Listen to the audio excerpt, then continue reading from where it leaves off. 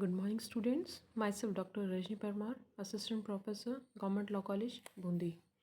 Today, here we're in the series of criminology and penology, and we'll discuss some further concepts in criminology. So, here we'll discuss the difference between sin and crime. सिन और crime, पाप और अपराध में क्या अंतर होता है? सिन हम अपराध को कहते हैं और क्राइम सिन पाप होता है और क्राइम अपराध होता है। तो इन दोनों में क्या डिफरेंस है? क्योंकि इससे पहले जब हम देखते आए हैं क्राइम जो है वो एक पाप माना जाता था समाज में, जो क्योंकि समाज के ही जो कुछ प्रतिष्ठित लोग होते थे वही जो इसका अपराध को उसके लिए दंड देने के अधिकारी होते थे। तो पाप या दंड अपराध दोनों के दंड के लिए अलग अलग जो है वो धारणाएं हैं। अब यहाँ पे जब हमारे पास पिनल कोड आ गया है तो हम पाप को जो है इसमें आप कंफ्यूज नहीं कर सकते, इसमें ऐड नहीं कर सकते हैं, क्योंकि पाप जो होता है हम इसको समझें कि इसमें फ़र्क क्या है। पाप जो है वो एक संकल्पना है कि हमारे धर्म में एक चीज़ है, एक मान्यता है कि पाप है। कोई भी गलत कार्य करते हैं, धर्म के विरुद्ध कोई कार्य करते हैं, समाज के विरुद्ध कार्य करते हैं, कोई इमोरल एक्ट होता है तो हम उसको पाप की कैटेगरी में डालते हैं।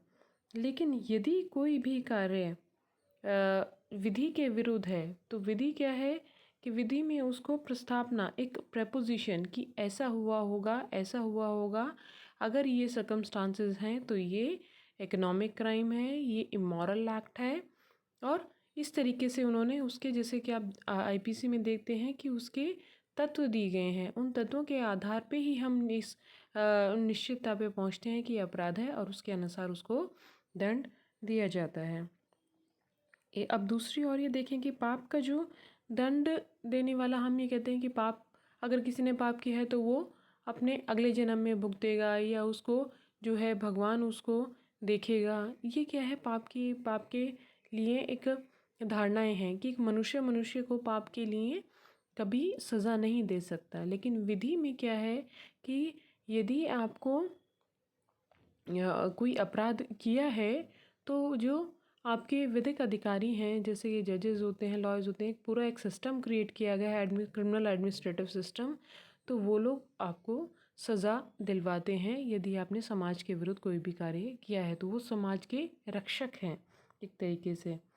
दूसरी ओर देखें, पाप जो है वो किसी व्यक्ति के लिए ज़रूरी नहीं है कि वो पर्टिकुलरली किसी को उससे नुकसान हो या फिर उसको आपके सामने ही उसकी जिसको क्षति हुई है वो ये देख सके कि जिसने भी कोई पाप किया है तो वो उसको उसकी सज़ा मिली है।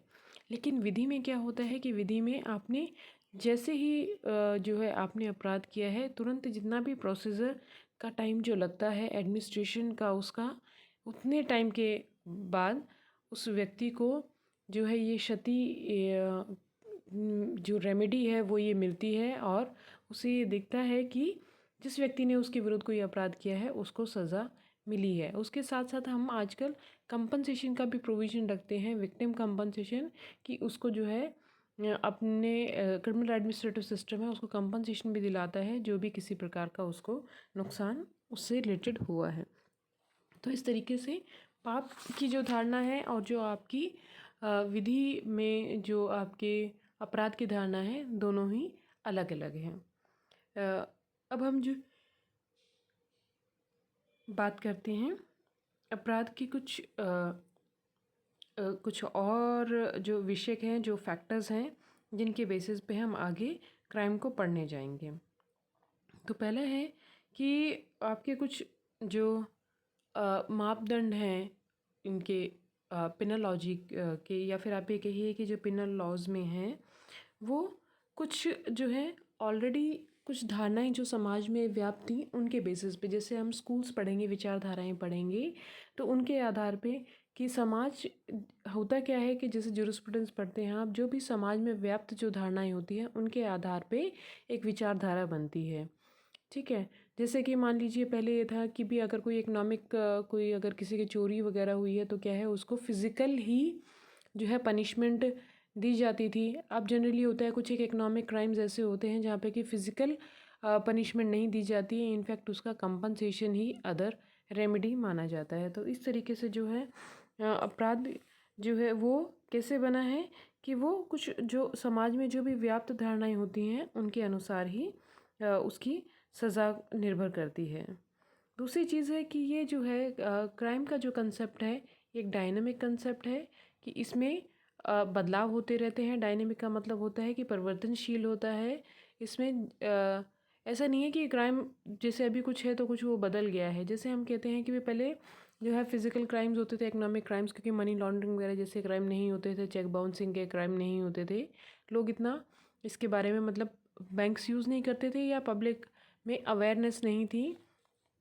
और आपका इंटर कंट्री जो है इंटरनेशनल कनेक्टिविटी नहीं थी, तो मनी लॉन्ड्रिंग का भी ज़्यादा कंसेप्ट नहीं होता था उस समय। जो है आपके समाज में ही अपने व्याप्त, और इतना अपराध था भी नहीं कहीं कहीं, जैसे कि चोरी डकैती लूट इस प्रकार के अपराध कारित होते थे, या कुछ इमोरल एक्ट्स होते थे।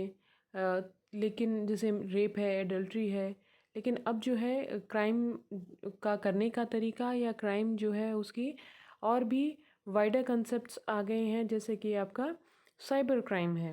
अब हम साइबर क्राइम की बात करते हैं तो जैसे मान लीजिए कि नया जो ये साइबर क्राइम है, इसमें इसको रिजॉल्व करने के लिए हमारे पास जो टेक्निक्स हैं, जो एडमिनिस्ट्रेटिव सिस्टम है, उसको भी हमने एडवांस किया है।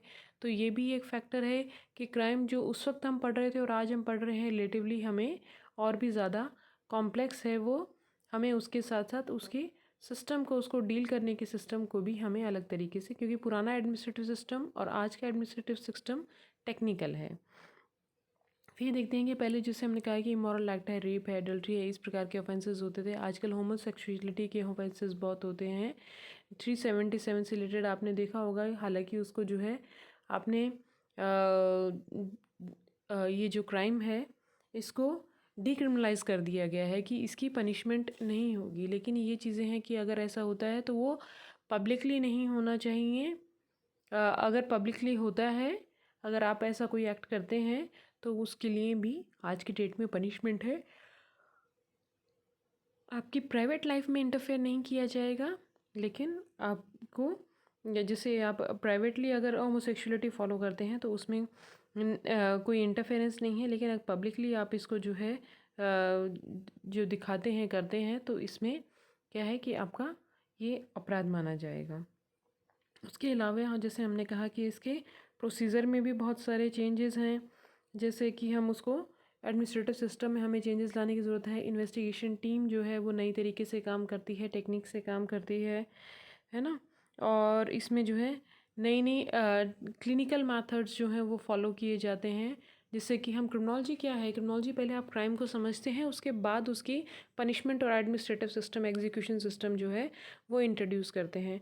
तो जैसे नए नए क्राइम्स आ रहे हैं, जैसे कि ईव टीजिंग होती है, या आपकी sexual harassment at work place है, जो कि एक नया ही आपकी ऑफेंस इसमें जोड़ा गया है। पहले लेडीज़ काम नहीं करती थी तो वहाँ पे sexual harassment at work place का कंसेप्ट नहीं था।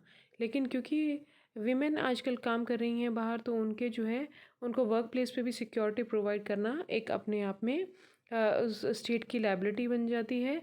और वहाँ पे यदि कोई ऐसा कोई भी असॉल्ट होता है या कुछ भी ऐसा काम होता है तो उसके लिए व्यक्ति को पनिशमेंट दी जाती है, सीवियर पनिशमेंट, जिससे कि वो उससे अवेयर रहे। तो इस तरीके से जैसे आज की डेट में देखिए कि आज हम क्या आपराधिक गतिविधियों में हम क्या मानते हैं कि यदि कोरोना वायरस में कोई अगर मास्क नहीं लगाता है तो उसके लिए जो है आपका फ़ाइन इम्पोज़ करते हैं। आप सोशल डिस्टेंसिंग मेंटेन नहीं करते हैं तो फ़ाइन इम्पोज़ करते हैं।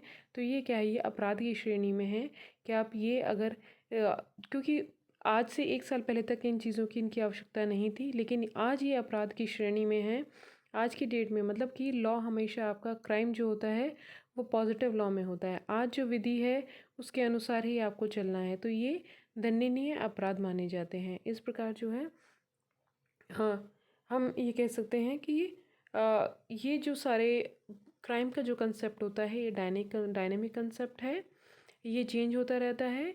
जैसे कि हम डेवलपमेंट, इसी को हम डेवलपमेंट कहते हैं कि क्राइम जो है उसमें जो चेंजेस हैं जो सिचुएशन के सर्कमस्टांसेस के अकॉर्डिंग, उसके अकॉर्डिंग हम जो है उसको क्राइम की डेफिनेशन डिसाइड करते हैं और उसी के अकॉर्डिंग उसका एग्जीक्यूशन सिस्टम जो है वो डिसाइड होता है इन्वेस्टिगेट करने का और एग्जीक्यूट करने का।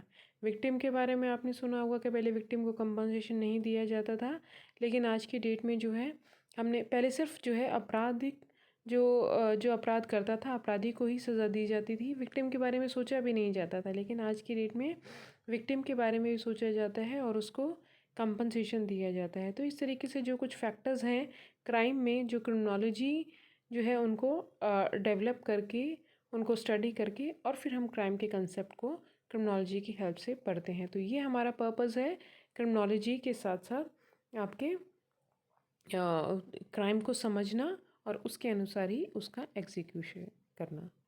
Thank you so much for today, and we'll continue with some new more concepts in the next class. Thank you.